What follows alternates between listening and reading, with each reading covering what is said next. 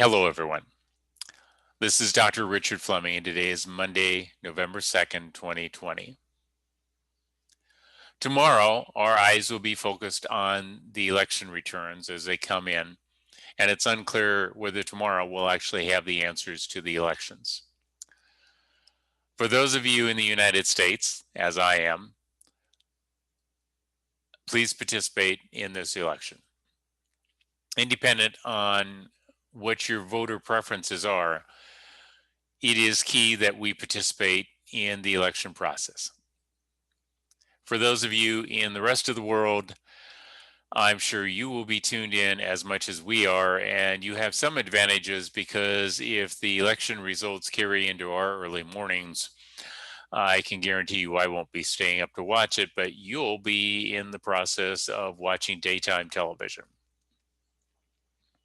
When I wake up the following morning, I'll see the same thing you've been listening to all night long. So I trust that this will be a very good election, hopefully settling some very important issues. One of which I believe has to do with the handling of this particular pandemic. I think it's critical to understand that being able to determine what the treatments for any disease is requires an objective method of measuring and evaluating responses to treatment. And that's been sorely lacking in the papers that I've seen that have been published. Undoubtedly, the people that have been publishing or attempting to publish many of these papers are trying their best to use what information they have available. I've read a lot of those papers, and there's a lot of criticisms that can always be levied at a research project. That's part of the process. For the people that are non-scientists, however, the criticisms really need to be reined back in because you're arguing from a biased perspective of what you want the outcomes to be. And I think what you want the outcomes to be are literally answers to finding treatments that will keep you from dying if you get infected for SARS-CoV-2. So please. Well, it's very easy to get frustrated on social media. I'm simply asking that if you are not a scientist or a physician, that you rein in your comments of the work being submitted by scientists and physicians on SARS-CoV-2. I'm going to share with you briefly some of the information that I think is critical for people to have, as the preprints are already posted, and I'm not really giving you the details of the research project. I'm not at this time, I think, violating any embargo scenarios applied to published papers. It is important, however, I think, for the general public to be made aware that there are treatments that we've seen that are extremely successful. And by extremely successful, I mean in the outpatient setting, anywhere between 67 to 100% of the patients responding to a variety of treatments. And in the inpatient setting, 99.83% success, which means we did lose 3 out of 1,800 people in the overall treatment response. They were all on ventilators, but their deaths are no less significant than the lives of the other 1,797 people. So let's begin in the outpatient setting. There's been much attention paid to addressing the issue of stopping the virus from being able to attach and replicate itself. And there has been a lot of work this year looking at different drug treatments, most of it from 2 basic class of drugs, the aminoquinolines, which are the drugs like hydroxychloroquine and chloroquine and primaquine, and other medications that you would cluster together as a group of drugs you'd call antibiotics. Now, it's not because they treat bacteria, but because of how they work, that they are critical in trying to treat not only in the early stages, but in later stages, SARS-CoV-2, or again, what everyone has come to call COVID-19. So those medications can exist in a couple combinations, either with or without hydroxychloroquine. And it's important that these be initiated as soon as individuals are symptomatic or when it's thought that they're at risk. President Trump's rapid response when he came down with symptoms of SARS-CoV-2 and was hospitalized is undoubtedly due to the fact that what happened in his case is exactly what happened in our successful treatment of patients. Many of them were treated in the outpatient setting with an immunoquinolin, and then they received medications that decrease the inflammothrombotic response, which is the inflammation and swelling and blood clots that occurs in response to the immune system attacking this virus, and unfortunately, in those individuals that are so predisposed, also attacking themselves. It was the combination of undoubtedly in this instance, hydroxychloroquine and the methylprednisolone that was responsible for this significant recovery in short period of time. And it is consistent with what we have put together in our preprints and have talked about in several of the papers, including one that has now been accepted for publication. And hopefully you'll see that in a couple weeks. I would also argue, that there are other medications to consider in the outpatient setting, and those medications include things like interferon alpha 2 beta, which is available as an inhaler, which is good because that's exactly where you need it, is in the respiratory system, upper airways, and the lungs. And interferon alpha 2 beta is a drug that interferes. That's how it got its term interferon. It interferes with viruses and their ability to replicate themselves. In the pre-hospital outpatient setting, individuals that are showing symptoms or physicians believe should receive treatment, we believe, receive an immunoquinolin and possibly interferon alpha 2 beta. In addition to either azithromycin or clindamycin. And in the place of hydroxychloroquine, we believe that Primaquine provides a better outcome. It showed a better outcome, but nonetheless, an immunoquinolin. Once patients are admitted to the hospital, it's very clear that they've had several days now, probably 4 or 5 days of a viral infection with SARS-CoV-2. That has provided time for the virus to multiply, to replicate, and become more of an infection and produce an immune response. And it's that immune response with the inflammation, swelling, and blood clotting that is killing people.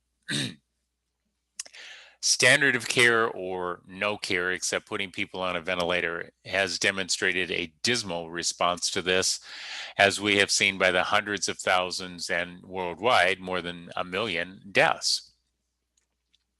So immediately upon entry into the hospital, we would recommend having an objective evaluation of what's going on in the lungs. That would be FMTVDM.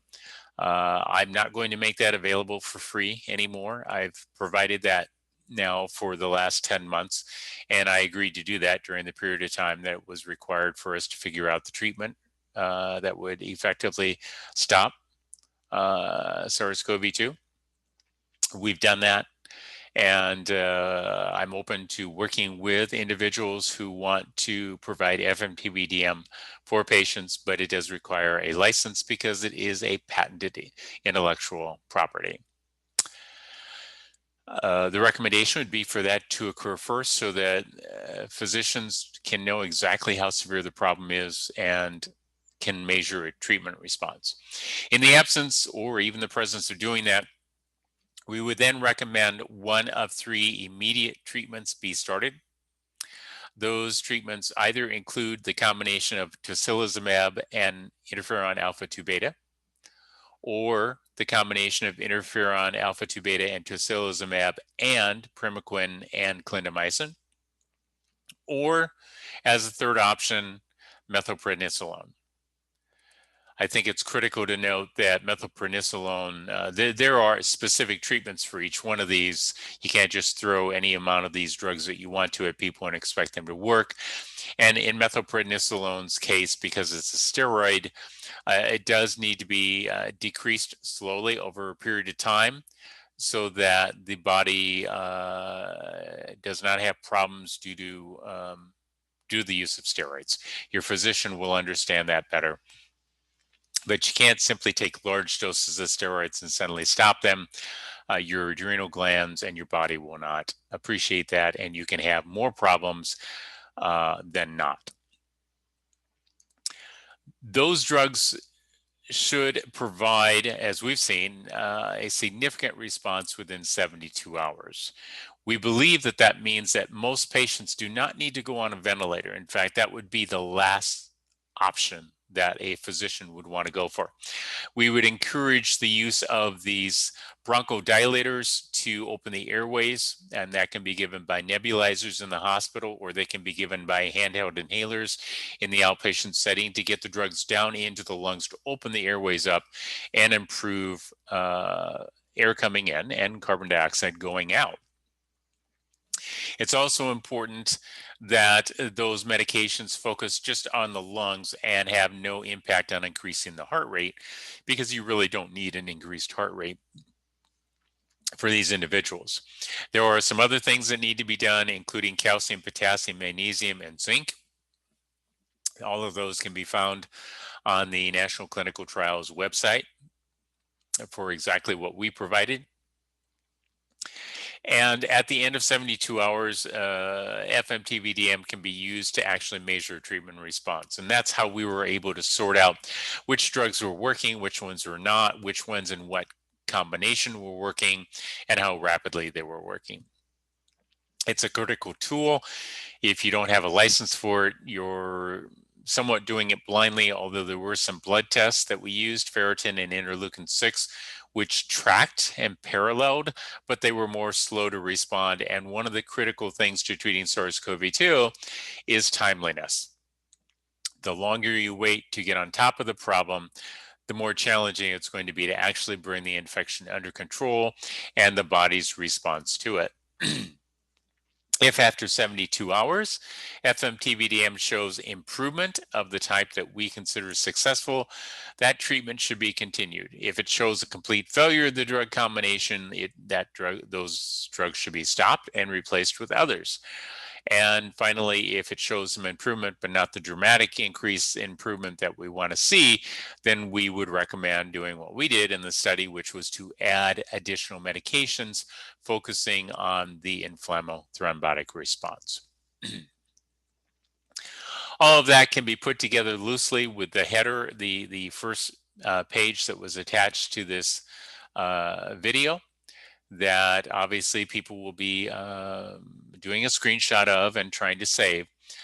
Again, if you're not a physician, not a scientist, this is not for you to be practicing. And we're very grateful for the study sites that participated in this. I know that they were grateful for the improved clinical response that they had, particularly as we got further into the study and we were able to sort out what treatment combinations worked and which didn't. Remember, this is up to you and your physician. He or she is the one practicing medicine with you. You're not my patient. I'm not going to be there to watch over what they're doing and make sure they're doing it right. I can't be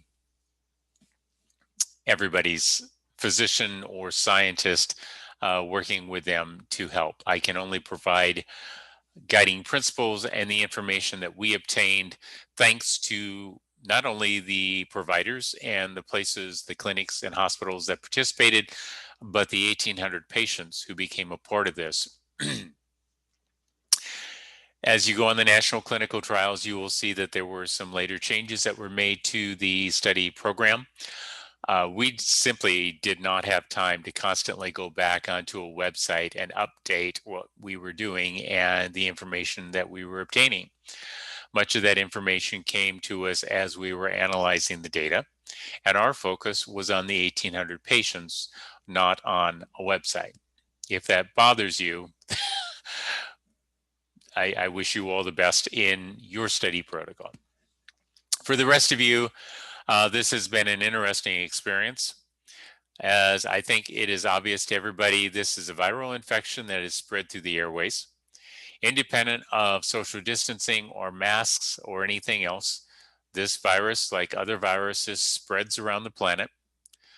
It is interesting to note, however, that after the original SARS-CoV-1 outbreak in 2002, that the National Science Foundation did a study with US taxpayer dollars looking at the critical things that needed to be done to stop the spread of an infectious disease process like this virus. It still boggles my mind that Dr. Fauci and the others who were on the National Task Force did not make President Trump aware of this study, because that study specifically stated that the key to controlling the infection was to shut down international travel. So congratulations, President Trump, for getting that right. I realize it was a knee reflex on your part because you weren't familiar with the paper that you should have been made familiar with to get a handle on this. Again, it's Monday, November 2nd, 2020. I hope this information has been helpful. I hope it's helpful to your providers, your physicians, and the people you share it with, and make sure you vote. Thank you.